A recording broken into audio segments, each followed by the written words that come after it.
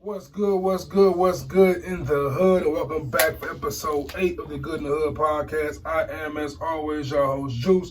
And this week, I'm joined again with my homie, my brother, Jimmy Smooda. What's good, bro? Yo, what's the word, man? Man, chilling, bro. Chilling. How's your week going? Man, everything's cool, man. Hanging in there, man.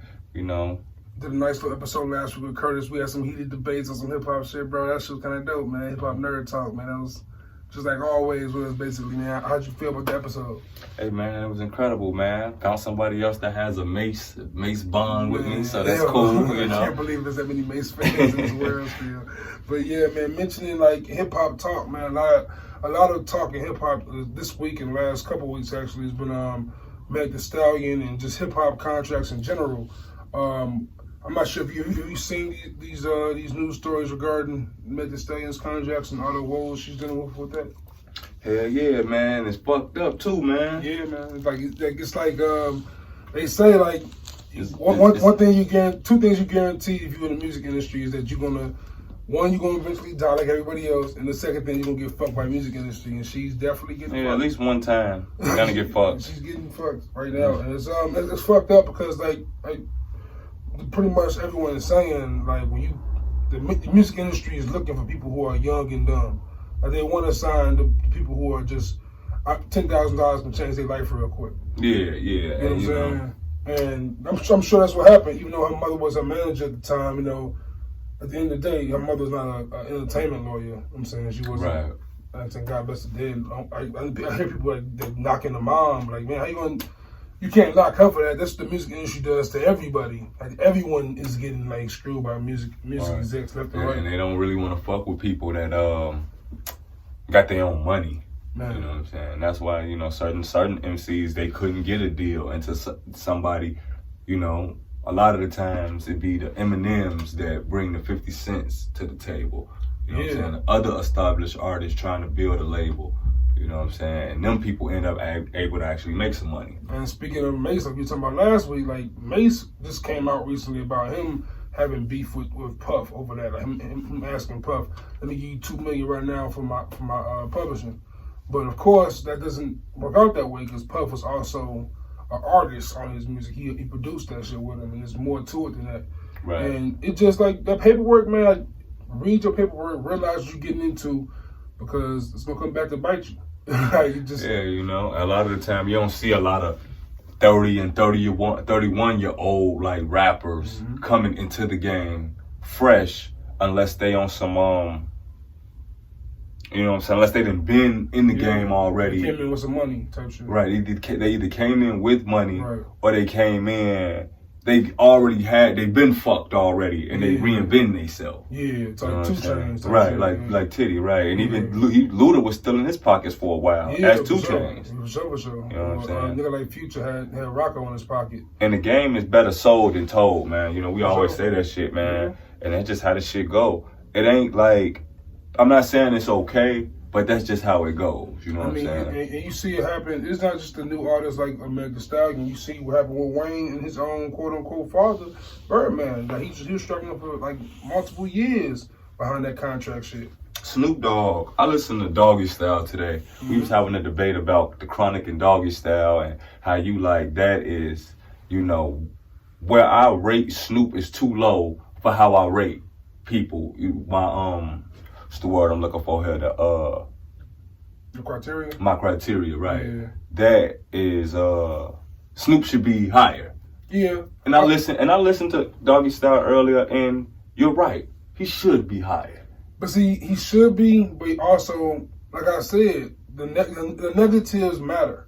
Like somewhat, but his negatives are complications with labels and things like that. Not always. Somewhat, because you can't put a West Coast rapper with Master P in that era. Facts. That's that hurt him. But when Snoop got older and got into his like mid career, it was a lot of, you know, sensual seduction. Before that, he was just chasing hits. He had Beautiful. Drop It Like It's Hot, Beautiful. Like you know, Snoop was always kind of playerish. But he was like, but it was not like Doggy Style and Chronic. Doggy Style wasn't there. Doggy Style and Chronic was so raw and so like it was West Coast out, and Snoop became like Beautiful and Drop It Like It's Hot. it wasn't that. It was kind of just. But I mean, he was just in a a different space, I think, as an artist. And Snoop is gonna go higher on my list. I'm gonna have to redo my list soon. But Snoop is gonna be higher because of the Megan Thee Stallion situation. It really opened my eyes to how sometimes it's not. Yeah, it is. And Snoop, a lot of them don't survive. A lot of people come in and be hot than a motherfucker. I mentioned Mace and how he got screwed by Puff.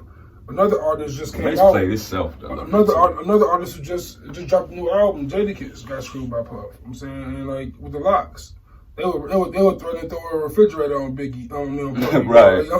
Outside of Hot 97, they was like on that with him. He really blackballed him.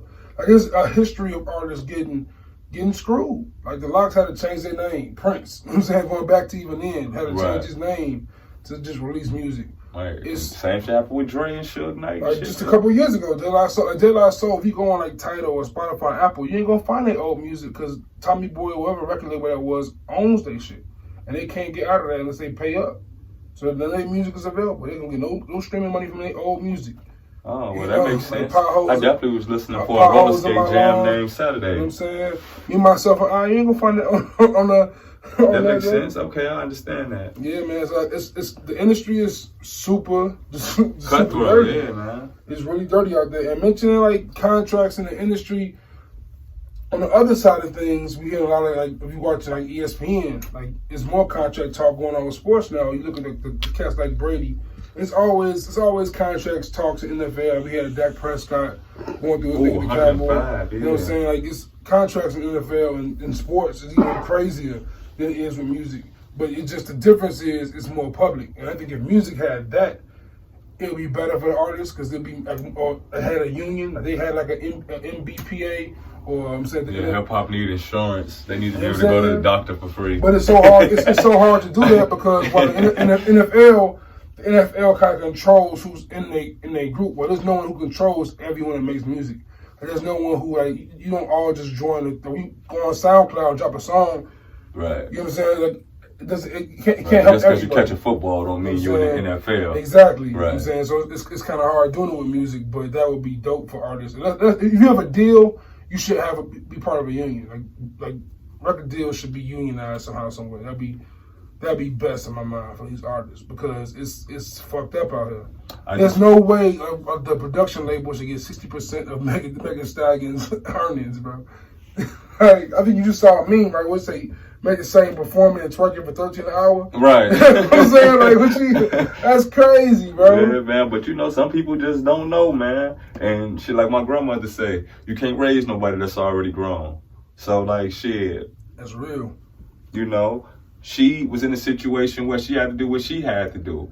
And maybe she could have got some better advice. Maybe she could have not signed the contract. It's a lot of possibilities, but she wanted to be a rapper. She wanted to be a star. And that opportunity was provided to her in that way. But that's why, like, last thing I want to say on this topic, that's why I give a huge hat to a guy like QC, them dudes over there, P and Coach K over there.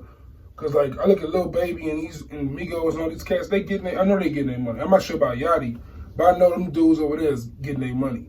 I look at TDE, I look at these. You just got to be a natural hustler. You know what I'm saying? Because a nigga gonna be, even in the streets, a nigga gonna be in your pockets. But what else is you doing in the streets to keep yourself going, keep yourself getting money? It's the same shit. Yeah, QC and TDE they're definitely rarities in the music industry. And like I said, talking about sports and those contracts, Brady is up for getting probably his biggest contract of his career, probably, or at least the most important one, because he's gonna it's probably his last contract wherever he goes. And do you actually see him going somewhere? Well, I can't think if he doesn't play with New England, bro. Right, if he doesn't play with the Patriots, he's gonna fall from grace badly, and I don't want that. Yeah, it's one thing. I don't think it's possible to go out bad when you got 6 rings. Oh, yes, it is. Kobe Bryant, I love you to death. You had 60 in your last game, but you were not one of the best players in the league when you left. I mean, but that's like, who does that? Yeah, and he kind of fell from grace. He was nowhere near the Kobe Bryant I was used to. He wasn't that, but Kobe wasn't never no scrub out there. That's what I think is a bad fall from grace when you become a scrub. Kobe was an all-star, 2 years before his last year? A year before his last year? He was an all-star in his final year. You know what I'm saying? That says it all. Like, if Brady was going out on some, I can't even think of who fell off bad like that. He just was a bum last year. I can't think of nobody like that was a great player. It just fell off to the point they were just, like Paul Pierce. He was pretty horrible. Shaq. And I just Pierce and I just Shaq. Like, a lot of great players play, I think, too long. Even Kareem. Kareem played too long. Akeem Olajuwon played too long. Patrick Ewing played too long. Charles Barkley. Yeah. Karl Malone was kind of a jerk with the Lakers. Way too long.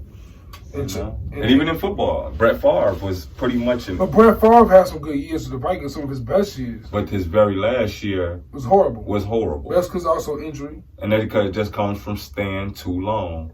I just think that being in that system, he had a lot of his deficiencies over the last 5 seasons. But so you had to give it a percentage. What percentage do you think he stays in England versus leaving?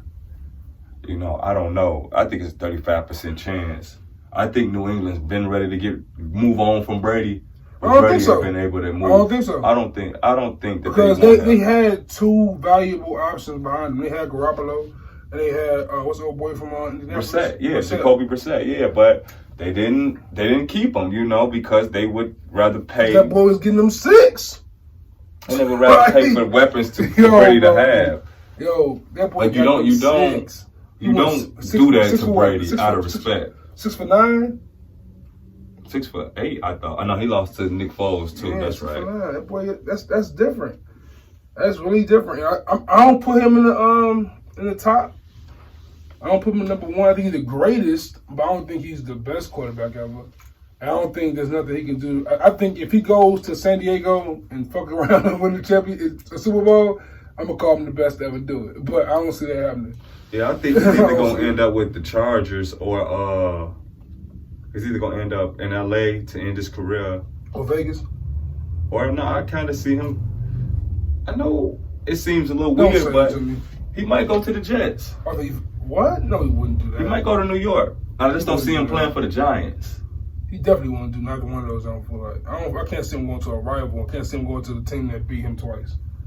I can't see him going to the Giants, but I think he wants to be in New York though, for the Brady brand, either New York or LA. How do you rank Brady all the time?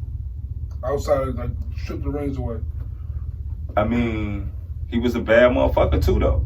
You know, I think what separate him from him and Manning, what separate him is his fire and desire, like his will to win. He would do the little things you need, the intangibles. You know, Peyton was more like Peyton kind of reminds me of one of those. He's kind of like LeBron. You know, Peyton and Brady's kind of like Kobe. You know, if that makes sense. Like Kobe would die out there on the field, and he's gonna do all the extra things, set screens, and you know, I've seen. You don't feel LeBron and Peyton do that? No, I don't. I've never seen Peyton Manning scramble for a first down on a 3rd and 6. Yes, you have. No, I have not. I seen him do that. I've never seen Peyton do it. I don't remember Peyton doing that. He did that in Denver. Like, he was old as hell. In Denver, he ran for a touchdown in the Super Bowl, I feel like. Nah. I don't feel like that. I'm almost 100% sure that happened. Well, not Super Bowl, one of his last games, something like that. He was going for that crazy, what was it, 500? What was it, 500 touchdowns that he had? Or some shit like that? I don't know, but I just don't feel like he got them intangibles. I feel like when Patriots used to be kicking Peyton Manning's ass, he would look defeated. He might not have the intangibles, right? So, say for instance, right? So Brady has those rings, right? He has those 6 rings that no one ever probably go do again. But if we take the rings out, no facts, right? Take the rings out. Peyton has every stat in quarterback history.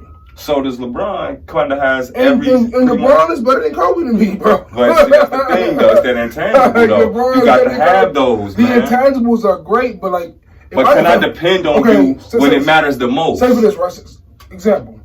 So you got a player who comes in the clutch for you, and you can depend on that last second, right? Right. And you got a player who can run faster, score more efficiently, jump higher, and just dominate every other facet of the game and play defense better. Who you taking? That's a loaded question. That's LeBron and Kobe. Not really though, because it's different. Only thing Kobe's better than LeBron for real is he's that killer. He's a better shooter. Like Manning has a better arm than Brady does. He does. But LeBron, and he can come to the line. He can change the play. I think LeBron J is hella underrated because LeBron be shooting mid range pretty successful. It's not a reliable J though.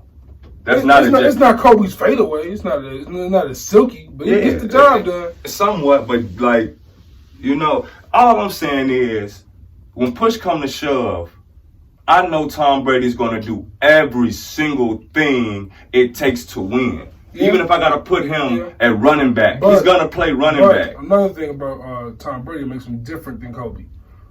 Tom Brady's been in the same system his whole career. Like, Tom Brady has been kind of, I don't want to say cushioned by it, but, he's more Tim Duncan than me. Like, he gets the job done. He going to do what it takes. But it's very fundamental. It's very system-oriented. It's very, X and O's, do this, do that, technical greatness. Rather than it's just him relying on. I've never seen the Patriots just rely on Brady's arm or rely on Brady's skill. I've never seen that happen. Like, it's more so his IQ, his understanding of the game than anything else. I can agree with that, but he's still the reason why I say that's why I think Tim Duncan isn't better than Barkley to me. Like, Tim Duncan obviously is greater, but I think Barkley just had more. He can do more with and he did more with less. I feel like the only reason Barkley got a ring was he had to play Michael Jordan. From 2000 to 2008, one player in the Western Conference defeated Shaq. And that was Shaq's prime, and that's Tim Duncan. Tim Duncan is miles ahead of Charles Barkley. I'm sorry. I can't believe that. But miles ahead of him.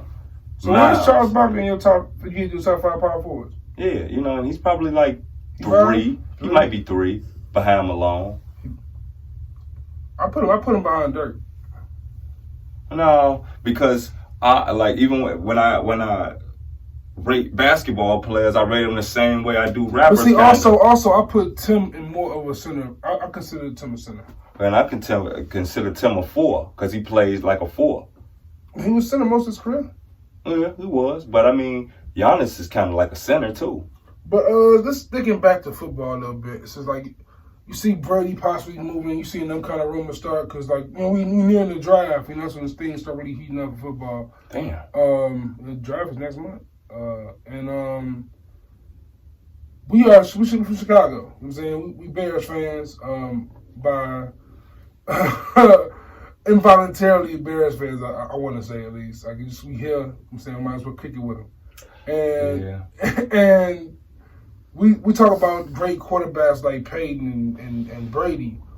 I look at the Bears, and me and you had this discussion all the time. I think Jay Cutler's probably the best we ever had, and that's the most saddest truth or reality. If he's not the best we ever had, he's up there. And it's really sad. As far as talent-wise. As far as talent and success with the Bears. Everything. He has all the Bears stats, basically. Only thing he don't have is that one ring that Jimmy Man has. Pretty much. And, it's depressing to be a Bears fan because it's like, why? Why do you trade up 2 spots and still not draft DeAndre Hopkins or Patrick Mahomes? DeAndre Watson, I mean. Why trade up 2 to get this guy who no one's going to draft in this place? I don't want to wrinkle no feathers and start no controversy, but I just don't really believe the Bears want a colored quarterback. That's a fact. You know what I'm saying? But I mean, not to be more obvious, but McCaskey, how old is Virginia McCaskey? I don't know, 104 or something. I'm pretty sure. You know what I'm saying, she grew up in an era where, you know what I'm saying, we weren't the most like people. Right. So I mean, so I don't know.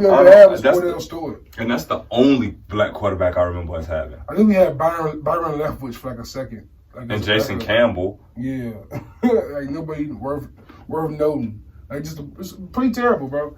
It's sad, and it's even more sad they considering going after Andy Dalton. That's even a possibility. John, JR, he was He was like, if the Bears get Andy Dalton, he gonna stop being a Bears fan. I'm like, I don't know why. I'm used to this shit.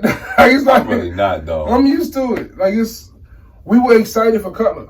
That's how bad we were. Like, Cutler came off a Pro Bowl season. Yeah, though, but he wasn't never ill. He wasn't never ill. Yeah, but you know, potential is a motherfucker. You know what I'm saying? One of my homies told me one time about potential. They say, man, potential is bullshit. You either got it or you don't. That's not true. And I believe that shit. Look at Jimmy Butler. Look at Jimmy Butler was a hard worker. He was that's gonna potential. get it. Hard work and potential is two different things. But like, for example, you have potential, right? And if you work hard, you can live up to that potential. Or like you have your potential, you can exceed it or succeed it. Like you can be lower or above your potential, but it depends on how hard you work. Like everyone has potential. It just matters if you reach it or if you just fall short of it. I mean, somewhat, but I just feel like you either have it or you don't. It's not that either. Because I think you look at some people who just got there off of just, it was just lucky. Luck puts a big part into it also. Like, look at someone like, I know you're going to hate this because you're a super fan of this dude, but Eli Manning, right? Eli Manning, he cool. But he was put in a position where he had the opportunity to take it away.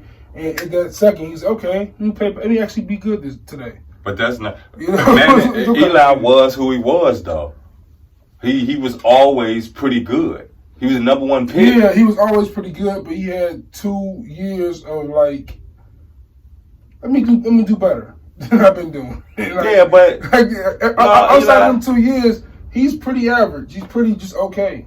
No, he's a little above average. He's always been in the upper echelon of quarterbacks in his career, except for maybe his curtain call. Was he over the top 3? It was just, man, look. No. When we was growing up, the top 3 quarterbacks could be the top 3 quarterbacks of all time. So that's really not fair to him. Manning, Breeze, and Brady, you could put them in your... I wouldn't argue nobody having them top 3 of all time. I wouldn't. Okay, was he ever top 5? No. No. Mm-mm. That says a lot. Not really, because Rivers and Roethlisberger, he was 6 though. But He's better than Ben to you? No. Oh, okay. Not over the course of a career, no. Okay. No, he wasn't better than Ben. Okay. Not on the G side. Okay. As long as that's understood. Yeah, he wasn't better than Ben. When I think about potential and stuff like that, I think Eli, his potential, he just never really had that. His potential was higher than he could ever reach because he had his big brother in front of him. With someone like that, their potential is untouchable. You're not gonna reach that. You're not gonna be able to touch your potential. You can't be as. But he wasn't. But he didn't have to have any potential because he was what he was, and he was good. You either good or you're not. That's my thing. Okay, that's fair. Having potential that's some bullshit somebody just made up to like give you almost an excuse for. It's almost like I've seen people that's my exact same height, same length, long, but they can't hoop. What that mean? They got the potential to be a good hooper because they got the body for it, but you can't hoop. Yeah. But you can't hoop. But then you got motherfuckers like Muggsy Bogues who's supposed to probably be doing what? Fixing toilets? He 5'2". But look at Giannis though, right? Giannis was tall his whole life, and one day he just decided to play basketball at 18 and then just picked it up. And I'm glad that you brought him up because that's an example of somebody who always had it, but hard work, working hard, keep it going. Like Rick Ross, a rapper, right? Mm-hmm. When he came in, she 22, like nothing on Triller is really quotable, like as far as rapping. Mm-hmm. But not Triller, but Port of Miami 1. I agree with Triller too, though. But this is the thing about it. When you got a motherfucker who is rapping and is a rapper, they're gonna get better as long as they're working at it. But when you was never dope, that's not true. You're not gonna get dope. That's not true though. I'm gonna give you more examples of your favorite rappers. Fabulous is Fabulous. Fabulous was always dope. But I'm saying he never really. He never went up. It just always been, I'm just gonna be this kind of dope guy. And that's always what he was. Yeah, but that's not living up to potential. That's just being complacent. That's damn near like Rasheed Wallace. But you get better. Rasheed Wallace did not really live up to potential, right or wrong. I can't say that. Rasheed Wallace could have been a Tim Duncan-esque kind of player with more like, or at least a Chris Webber kind of player. But he didn't have a mind for it. He was what he was. Right. So I look at someone like a Fabulous, and he just was what he was. Fabulous is really dope. You really underrate Fab. Fabulous don't come out with albums. Yes, he do, man. Name a Fabulous album that is noteworthy. I'm not gonna say it. Low Soul's Way is all you gonna say. Yeah. And that's not better than any of his best mixtapes. Yeah, but once again, we were talking about the music business. Sometimes somebody don't want you taking their sound and doing that. I think Fab is choosing this, bro. Because I see him and Jadakiss put off getting the album out. Like that should have been way harder than it was. They was talking about how they couldn't even name the shit Freddie vs. Jason. It had to be Friday on Elm Street because that's because of copyright. That's the point I'm making. That's why his albums don't be shit. Because a lot of the times, you can't really make a good album when a motherfucker's on, no, you can't have my song, fuck you. Fab potential could have been, he could be much higher on he should be much higher on my list. He should be much higher on anybody's list. I think the only rapper. Fabulous could easily have been a top 25 rapper. Joe Budden could have easily been a top 25 rapper. He could have too. But he played himself and he's not even top 50. Himself. He in my top 50, I'm a fan, but I understand why he's not. I'm not gonna argue about he's not in the top 50. Because he's fucking. There's certain artists in my 50 who I would not, and they have to be high on my 50. If you don't got on my 50, I'm not gonna get mad unless some bullshit on it. Like someone told me Method Man isn't on a 50. I said, what? Is that on 50? Method Man is top 30. Easy. Oh yeah. I think Method with Wu-Tang. With or without, he top 50 to me. I don't really But he got 2 rounds with Wu-Tang that really matter. I mean, you count 3 if you really like the W, but I mean, them first 2 albums are incredible. But like his stuff with Redman, like his stuff with Wu Massacre with him and Ghostface and Raekwon, like he got some joints like that. Yeah, I just don't like him solo. His solo shit's underwhelming as fuck. Like it's very underwhelming. Like it's because like he can't really he can make songs by himself, but I don't know, man. Method Man is a strange. I think if Method Man looked at 50 way more, he would have been way iller. Like he made more songs like the Mary J. Blige. I think Method Man is the perfect kind of gangster kind of rapper to do all them R&B cuts that Ja Rule used to do.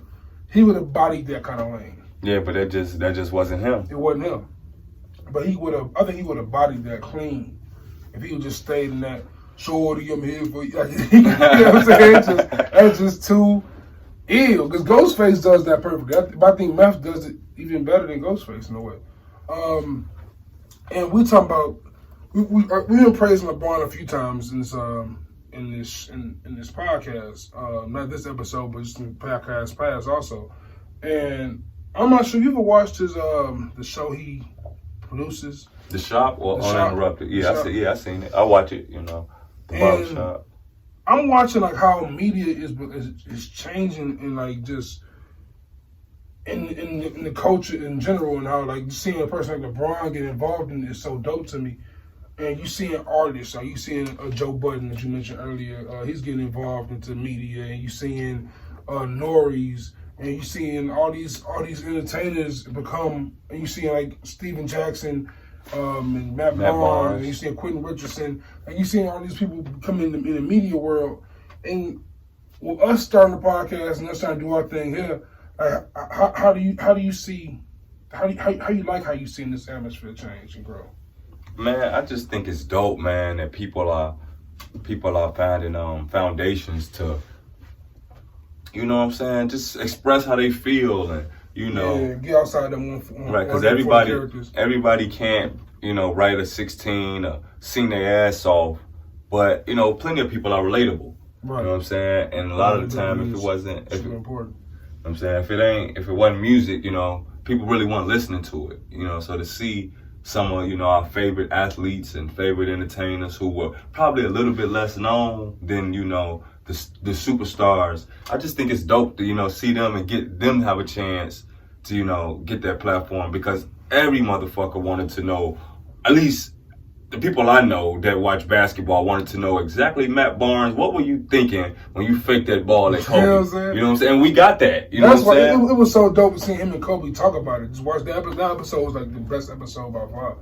Just seeing like him and Kobe talk about it, him and Kobe and Stack Jack talk about playing AAU together. That stuff is it's like a different kind of, it's like behind in the locker room. It's like behind the scenes the way it's working out now. I love it. Like when you see a Joe Budden or Nori interview somebody, it's like them just talking to their homies down there sometimes. Right, and you hear stories about shit like the Weezy one, man. Weezy never do interviews, so that was dope. You know what I'm saying? Because that gave Wayne a platform to just be Wayne with a nigga he feel like ain't gonna bum rush him with no stupid ass questions about shit that he don't really feel like he has to answer. You know what I'm saying? And speaking of that, right, in a kind of crazy way, it makes you think about celebrity and how celebrity works in general. And I recently got into the show. I put you on to the show also. Right. And it's just talks about how, like, in an alternate world, like, one, currently in life, most of our movies now involve superheroes. So superheroes are pretty much just a thing that just is constantly on TV, constantly on every media platform you look at. You hear about some superhero somewhere, right? So to see this show called The Boys, right? The show called The Boys, it treats like superheroes like celebrities. If superheroes were real, I think this show perfectly depicts how it would exist. Like, we always watch like the Avengers movies or the Batman movies, and we see these superheroes just flying through the sky on some crazy shit and just like tearing buildings down. And they like, but we don't really see the people react to it or how that shit works. Like, these people can't be that. It's just unrealistic to believe it's a world where this shit happens and we just never see it. And we just never see the people that do it. So it just makes sense that in this era where there's tabloids and there's media everywhere, that these people will be glorified to that extent of like on some Brad Pitt shit.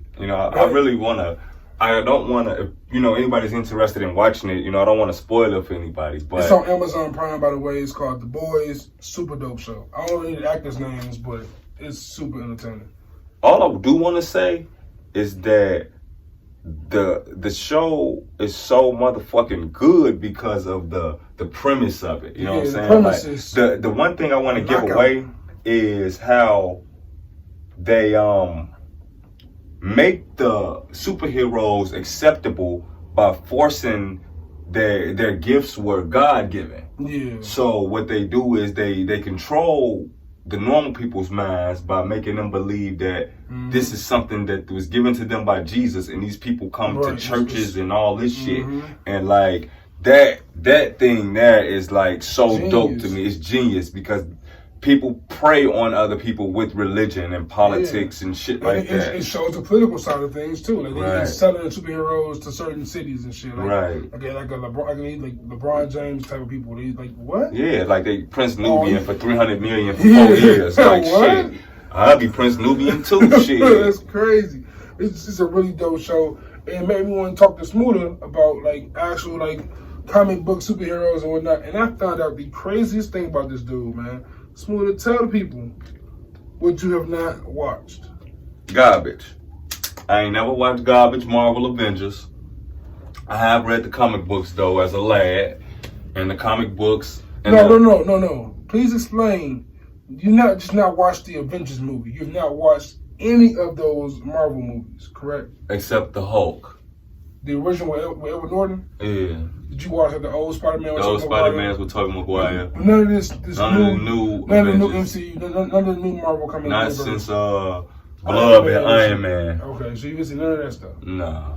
That is absurd. I have seen X-Men though. That is 100% absurd. I have seen X-Men. I'm talking about, I understand. I'm talking about these Avengers-related movies. You never seen none of these, like the Captain Americas, the Thors, the Guardians of the Galaxy. You see none of those. No, I did see Guardians of the Galaxy. That shit was fire though. Yes, it is fire, Smooda. You should watch those movies. The movies are pretty great. I mean, hey, I'm not saying that garbage. I just like the DC. Disney Plus, but I can give you my password, Disney Plus. Yeah, I just got some Disney Plus today, man. I'm gonna get into it. I'm gonna see what makes it so fucking awesome. It's literally some of the greatest movies. Like, never watched Thor or anything. I would argue, because I'm not a fan of Marvel. I will argue with you that outside of The Dark Knight, Captain America or Winter Soldier is the best comic book movie ever. Oh, damn. Really? I would debate that. My brother was watching that shit one day. That's the one after the Civil War shit, right? That's the one before it. Right, okay, yeah. My brother was sitting there watching that shit. One. You know what I'm saying? I'm like, nigga, you a super thug, nigga. Why the fuck was you watching comic book movies? But speaking of the boys, man, what other show? You watch any other shows, anything that on TV or whatever? No, man, not really, man. I've been actually just been ever since Power's been off, it's been kind of slow on TV shows. Yeah, man, and I'm just waiting for the Shy to come back. Ozark season 3 is finna come. I just finished season 1. Oh man, season 2's pretty hard. Going back to TV for a second, bro. I was on Twitter, as I typically am on most days, just scrolling through, and I saw someone. I think it was this dude Van Lathan. He used to be on TMZ. Has a dope podcast called the Red Pill Podcast, right? And he had the question. He had this quote unquote question of the day. He wants to know if Breaking Bad was better than The Wire. And when I saw that, I did this dude lost his mind. What's your take on this opinion or this question in general? Like, should it be a question to you? First off. Yeah, man, Breaking Bad fire. And I didn't even watch all the seasons of it. I watched it with I was watching some of it with my little homie, and he was just telling me, man, look, watch this shit. This shit Breaking Bad is cold. Breaking Bad is super cold. It took me months to get. Breaking Bad is nowhere close to The Wire, though. Nah. It's not even. It's like probably if I did a top 10, it'd be like probably top 4, top 5. I think because The Wire had one of the best endings to a series. It wrapped up real good. No, I hate the ending of The Wire. That's the one thing about The Wire I hate is the ending. You look at the last season? No, but it wasn't terrible like the ending of The Sopranos. The Sopranos ending was so cold, bro. Oh my God, how? The Sopranos ending was amazing. You have one. It has this build up. First off, cliffhanger. Exactly, a cliffhanger for motherfuckers just to walk out the room, and that was it.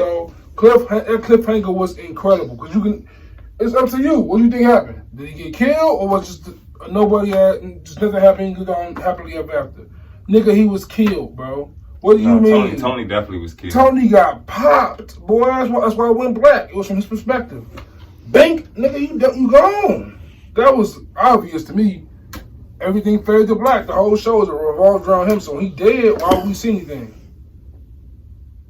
I don't know. That is. I didn't really look at it like that. I kind of just looked at it as that Tony. Was it.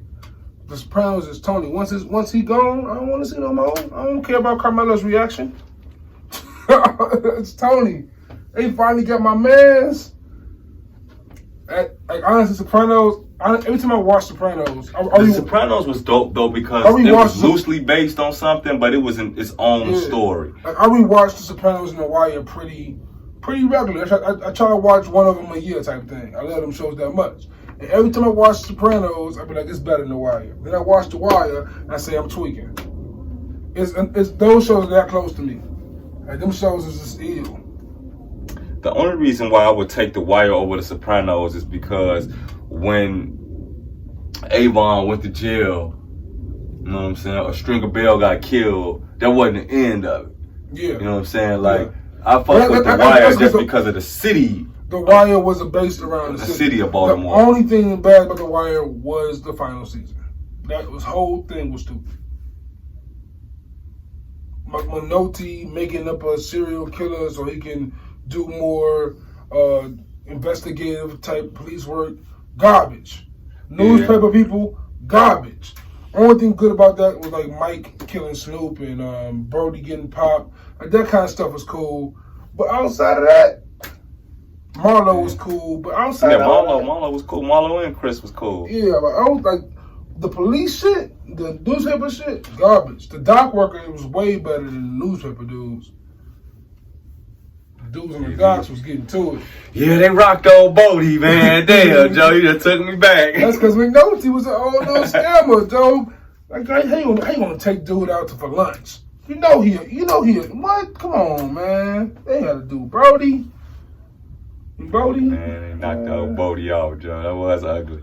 But The Wire, one of them joints, man. And we should come back probably next week and do a top 10 shows all the time. Definitely gonna do a top 10. Guys, do one of those because it's like shows. I think the great drama shows, Breaking Bad, The Wire, Sopranos, Game of Thrones is up there for me. A show like Mad Men is up there for me. People didn't like the end of Game of Thrones, but I thought that shit was fire. I didn't like the end of Game of Thrones too much, but that's because I overhyped it a little bit, and I had expectations for it. I wanted answers to certain things they didn't give me answers to, and there was certain deaths that just kind of just ended, kind of like Ellen Payne. Like I super hated how Cersei and Jamie died. That was just weak as hell to me. But they died together though. Rocks. Yeah, but I don't want them to be happy. I want them to die vigorously. But they couldn't die like that, man. I mean, not to get into that, but they couldn't kill. I mean, who could really kill Cersei? Man. Then I hated how they did the whole voting system and brands like the king. That was all kind of weak. Like, it was just that show kind of decreased like every season to me. I honestly, like, season 1, 2, and 3 were just so high up, and then I think after that, it just each season kind of got a little bit worse. Yeah, I see what you mean, Because when it first started, it was so much like violence, intrigue, like it was so much like going on, like it was just all nowhere. Then you started killing every character off. I'm like, damn, nigga, who am I watching on this show? Everyone was just dying after a certain point. Yeah, but none of the mains really. All the mains died. Not really. All them Stark minds that we cared about for real died. Like, we just had to jump on to Jon Snow, but that nigga was kind of boring. But I mean, what other Starks died? Ned died in the first episode. Then the Red Wedding, the mom Rob died, and that was it. And then Arya just went AWOL. She and was out there killing shit. And then Sansa she didn't have no motherfucking business even still being alive. Sansa came from the mud, though. She was the princessy girl. Then she got raped and just mistreated. Like then she became the queen for a second. It was crazy. Yeah, like Sansa went crazy, Joe. Yeah. Game of Thrones is in my top, but we'll get to that next week. But but shows a bunch of shows that just deserve to be up there. I'm interested in seeing like shows like the Law and Orders. Those count? Those go up there? They have to. I mean, if we're gonna do everything, we normally keep it black, but if we're gonna do everything. That black thing was for February. I'm saying we gotta do more Universal. I'm saying, okay, right. To talk that talk, like shows like Power. Yeah, Snowfall, Power. Snowfall's still kind of early to me. I'm gonna put it in my top yet. It's amazing. It's gonna be the 4th season. Yeah, it's gonna be the 4th season. Snowfall above Power. I'm doing that. It might be. I gotta sit with it.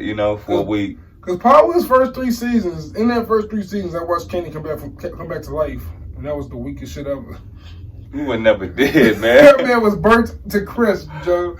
He locked the door. I mean, yeah, man, but Power's fire. Power's fire. Snowfall fire. There's definitely some joints in there.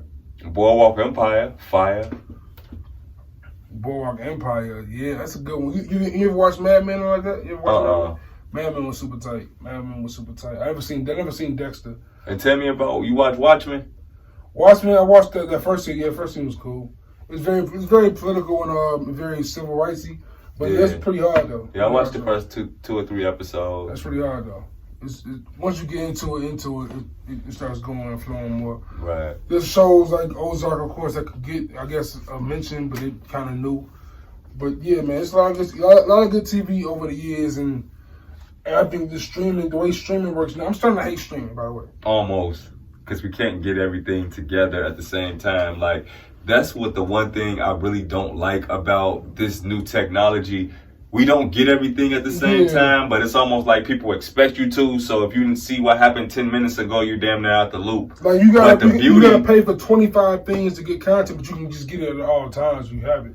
The beauty, though, and back in the day, you know what I mean, is even though I wasn't alive, you had to kind of be watching your TV at 8 o'clock to see Mike do that moonwalk on Motown for the first time. If you didn't see it, you didn't see it. You know what I'm saying? Unless you taped it right, but. And everybody didn't have a VCR, right? So it was one of them things like you had to be there to really feel it and see it. You know what I'm saying? That was a dope thing, but it's also kind of whack. That's kind of whack. Kinda. It's kind of whack, but it's kind of ill. Like it's ill because the exclusivity feels dope, but at the same time, it's like, man, I want to see Mike too. Yeah, you know, it's just, you know, it's one of those things, man. You know, people can relook things up nowadays so much that like the shock value of things are gone. Like I was telling John a couple weeks ago that we super into battle rap, but I just hate how like I gotta pay for it. I'm not paying for that app, bro. I'm not doing it. Why? Shit, everybody trying to get paid, man. Just do sponsorships. Like, why y'all gotta get, like, why y'all need $5 a month? Or just do the pay-per-views. I gotta pay for that one battle. I don't, like, and after I pay for it, put them out on YouTube a month later. I go, like, a whole year? It's crazy. And some people, man, I don't know. Some people be feeling like, man, set your price and live your life, my nigga. As you know, I know a few weeks ago we talked about, just changing topics completely, but just into my mind for some reason. We talked about the Drake, Kendrick, and Cole and how they are kind of all like tight or whatever. Like they always mess up against each other. They always kind of like they are number ones. Yeah. And different. They, you know, the top dogs. You know what I'm saying? You know, it's a high chance we get an album from all three of them this year. A high chance, huh? It's gotta be a high chance. I mean, well, Kendrick ain't is dropping albums since 2017. Yeah, Kendrick being half. Cole said he dropping one in 2020. He said the Fall Off is dropping this year. His album called The Fall Off. Yeah, and Drizzy said he was coming. And Drake drop an album every year. Drake is Hov. He drop an album every year. So. What did he give us in 18? He gave us not Scorpion. Wasn't that More Life? Yeah, that was Scorpion in 18. Oh, it's not last year Scorpion. He gave us something last year then. Right. It was the Scorpion. It was the end of 18, so it felt like that thing. Middle of 18. Middle of 18. June. I'm listening to Scorpion all last year. I forgot that came out 2 years ago. Damn. So it was definitely top 4 Drake album. That's a fact. Yeah, damn. 19 didn't have no Drake album? Yeah, 18. Because remember, Drake came out right in the middle of 19. He came out right before Ye and all them motherfuckers started coming out. Who dropped last year that was noteworthy? Yeah. Okay. Didn't realize that. That's crazy. Like, no. Pusha came out before Drake. It was that same year. It was that same year. Because it was Pusha, Kanye, all them came out the same year. Right. Then Drake and Jay-Z. And right, 2018 was the greatest rap year of all time. What? That's what I said. Yeah. It was 2018. What? The greatest rap year of all time. How? We got everybody, man. We pretty much got everybody in 18. You got Cole. Got the whole up 18? Hov and B. It wasn't that great, but it was okay. Man. We got everybody, bro. 2018.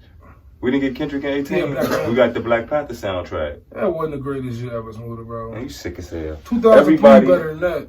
2003? Yeah.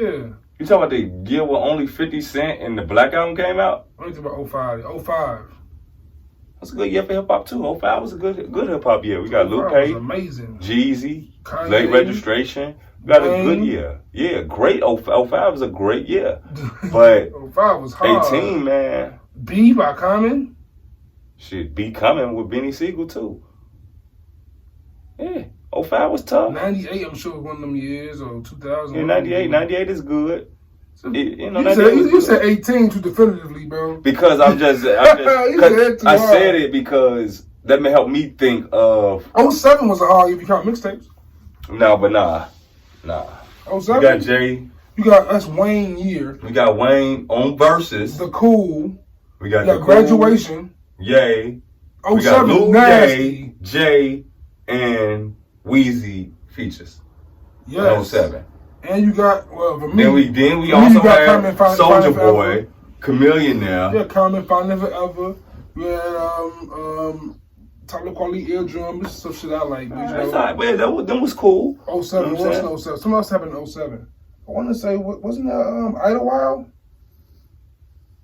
I had to probably be end of 07. Yeah, around that time. Like, those some years. Those some years. And I'm not knocking none of those years. But 2013 was hard. 18 was tough, man. 2013 was tough. 18 was tough. 2013 was nasty. Especially when I consider, because 18 to me is the fourth quarter of 2017 too. You know what I'm saying? So And the fourth quarter is pretty much September What year was 444 by Hov? 16? 17. I wasn't 17, was it? 17. Oh, 17 was hard then. 17 had Damn by Kendrick. And 444 and 17 was super nice. 17 was okay. It had some good albums. But More Life. 18, for me, Juice. We got everybody except for maybe Drake. How about this, bro? Not Drake, except for maybe. How about this, right? Next week we come back. We come with our top 10 TV dramas all time and our top 5 years of hip hop album releases. Okay. Or top 3. Which one? We could do 5. 5. We could do 5. That's some years. Because we pretty much here on 05. Yeah, 05. 05. We gonna both have 05 in I there. think 17 was nasty. 17, we had some pretty classic albums in 17, if I remember correctly. 17 had some fire. 17 had some good music. 17 was a good year musically. I would say that. Because it was some shit like SZA. We got Jasmine Sullivan. Like, we got just good music. Melodramatics at the end of the year. We had There's some dope. Smooda dropped the album that Black Swan, I think. Was that 17? Or was that Noir? Noir was 18. Yeah, Noir is nasty, man. 18 was hard. 18 had the Nipsey joint. It had J-Rock. It had Care For Me. I'm just saying I said 18. You did? I just said that was one of the greatest years in hip-hop. 18 was hard. And 18 might want to be my number 1. Just for the record. It might have to be. Because we got everybody who was 18, anybody. 18 was pretty hard. We got 18 everybody. had Swimming by Mac Miller, too. That was a great album. 18 was a tough year. Okay, that's going to be a good list, bro. Yeah. It's going to be a decent little list right there. Okay. All right. What else going on with you, though, bro? How's everything? I seen a tweet this morning. I woke up this morning. I saw a tweet from my brother Smooda and say, fuck it, I'm going to go back rapping. Something like that. Yeah, what's man, I'm that going to start about, trying bro? to make me some music again, What's man. that about, bro? Man, I just feel like it's the time, man. You know, I'm feeling creative again, man. Little bug is biting you? Yeah, man, I'm feeling creative, man. I'm get in the studio, man. Try to put me something out, man. Drop a debut album before I'm 30. And the nigga, you know, 29. You got some time ticking, bro. Yeah, man, but I done had 30 years to write it, though, man, so I'm good. I'm super excited to hear that, bro. I'm always down, especially when homies that I know who ain't got skill in them. I'm excited to see you let that skill breathe, you know what I'm saying? And with that being said, I want to give a shout out to people out there, supporters, and people I'm just seeing out there doing dope work. I'm seeing the homie, some homies from the Woods starting a podcast. Shout out to Mitch. He's starting a podcast over here in Bellwood. Shout out to Mitch. Yeah, what's the word, boy? What's it called? What brought him talking about? I think it's a podcast called. Shout out to him. Shout out to the homies, like I said last week, Javon and Zamir over at Basslines and Beats. They show mad love. The homies at Biz and Bars, man, OT. Shout out to y'all. Y'all show mad love. My boy Matt Harris over at True North Views podcast in Toronto gives a lot of advice, shows love, listens, shares. I can't thank him enough, and the whole BKC crew, the Blank Campus Creators crew, show mad love. Miss T, what up, Uncle Vic. It's just dope, like we was talking about earlier with rappers and other entertainers moving into the media lane. It's dope to see people that are our peers. Yeah. Dope seeing our peer group do that stuff. Other people in the city that's doing great things. Like I said Beers and Bars, Basslines and Beats. Cats like Fruity Crate. It's so many dope podcasts going on and growing. And also, I want to shout out somebody else, man. Because we got a homie we have for now like 25 years, right? And the homie Cohiba out here, he a rapper. I want to shout bro out because I don't know what's going on, but my man is in Dubai shooting music videos.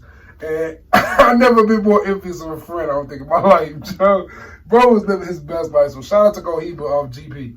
Like, just off the strength, man. That's ill. Yeah, man. Umbrella got some really, really cool things going on in 2020, man. I was rapping with Moon earlier, man, and like on some good in the hood stuff, just talking about our mental awareness as I'm saying we approach our 30s. And we was talking in the car earlier, and it's dope when we look back and see homies or people we was cool with in high school or earlier or whatever, and just see them doing their things to strive and to chase dreams.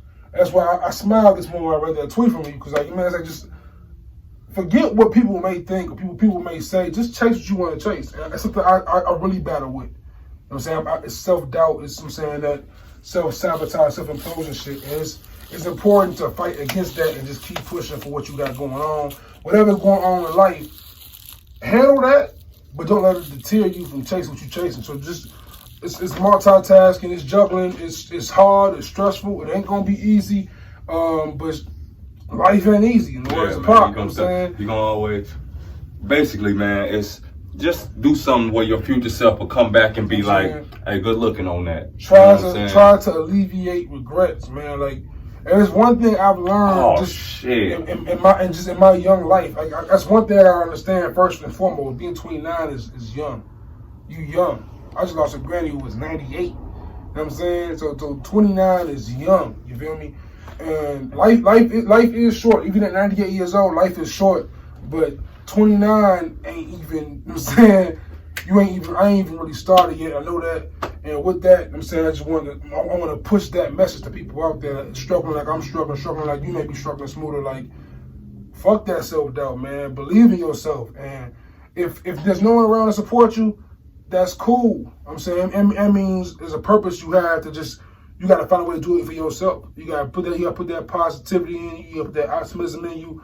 Like, go to a class or something too, because you're gonna need supporters, man. Some days when you're not feeling it, you're gonna need a motherfucker to pick you up. Watch a TED Talk, watch a Gary V, watch some motivational shit, and listen to a message from somebody, or like listen to this. Like, I'm struggling all the time. I'm sure Smooda's struggling all the time too. Like, but as much as I'm struggling, I know if I just struggle and stop, nothing gonna happen for me either.